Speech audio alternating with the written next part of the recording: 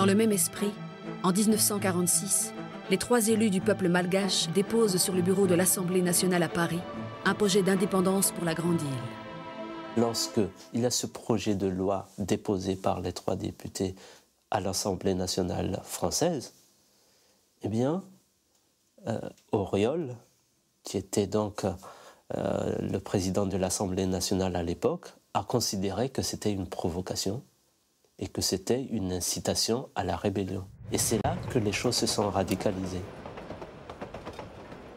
Les choses se sont radicalisées en 1947, parce qu'au refus de l'indépendance, mal vécu par la population, vient s'ajouter un mécontentement, entretenu par le comportement d'une administration coloniale sourde à toute idée de changement, et qui, bien au contraire, accroît les corvées imposées, notamment aux paysans, en multipliant les réquisitions.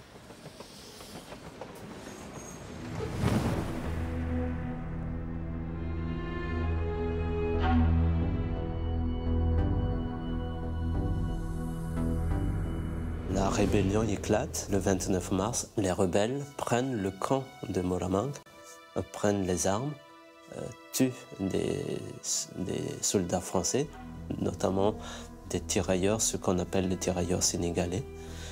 Et la réplique de l'armée française est immédiate.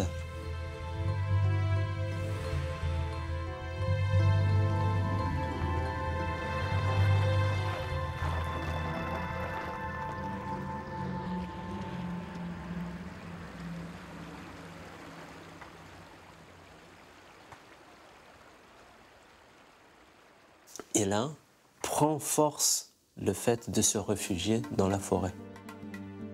Ce n'était pas simplement aller dans un lieu inaccessible à l'armée française, mais c'était aussi revenir à une certaine sacralité de la terre malgache. Et la forêt, à ce moment-là, devenait comme une sorte de matrice où cette notion de terre malgache devenait encore de plus en plus forte.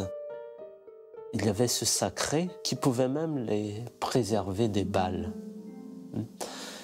Beaucoup de ces rebelles allaient au front avec juste ici un point rouge de la terre qu'on prend et puis qu'on met ici, et aussi avec quelques amulettes qu'ils vont mettre sur leur poitrine, et de se dire que il leur suffit de dire Ran, Ran, et les balles se transforment en eau. L'armée française a compris que si les armes ne pouvaient pas venir à bout de ces talismans, ou de ces rebelles plutôt, il faut prendre le symbole. Et c'est ainsi que les maîtres de talismans, des hommes, des devins guérisseurs, ont été attrapés par l'armée française et jetés vivants des avions. Jetés vivants des avions. Et c'était une sorte de guerre psychologique, mais aussi une manière de dire que on a compris votre culture et on détruit votre culture. Dans les 4 mois précédant la soumission de tous les rebelles, s'ouvre en juillet 1947 le procès des députés malgaches. Ils sont accusés, sans preuve, d'être les instigateurs d'une révolte qui aurait fait, selon la majorité des historiens, de 30 à 40 000 morts. Ce procès provoque en France des réactions contrastées.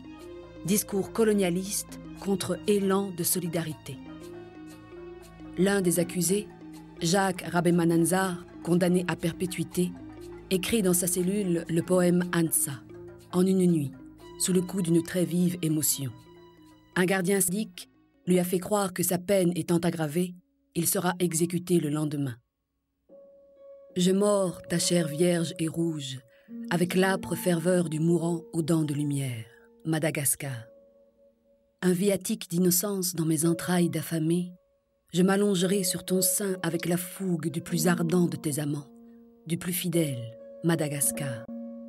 Ton culte nous a saisis avec la puissance de cette mythe, île fabuleuse, Madagascar.